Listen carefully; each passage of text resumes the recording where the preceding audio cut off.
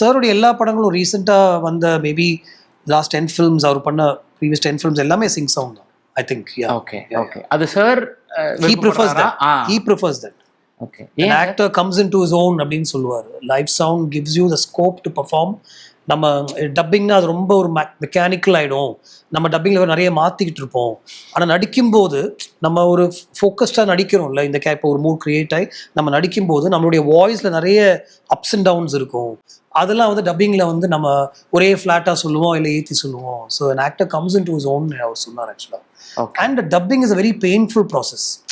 நம்ம மறுபடியும் அந்த ஒரு டப்பிங் ஸ்வீட்குள்ளே பெர்ஃபார்மன்ஸை ரீக்ரியேட் பண்ணி ஒரு மைக்குக்கு முன்னாடி actors performing and saying the lines, அதுதான் ரெக்கார்ட் ஆகுது.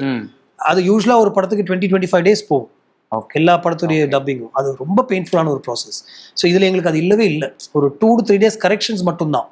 எங்கெல்லாம் லைவ் சவுண்ட் கொஞ்சம் டிஸ்டர்பிங்காக வேறு இப்போ எக்ஸ்டர்னல் சவுண்ட்ஸ் இருந்துச்சோ அதை மட்டும் கரெக்ட் பண்ணோம். அண்ட் கொஞ்சம் 2-3 வார்த்தைகள் நாங்கள் வந்து சாருக்கு வந்து டோட்டலாக பார்த்தீங்கன்னா ஒரு 1 day தான் அவருக்கு வந்து டப்பிங் கரெக்ஷன்ஸே இருந்துச்சு.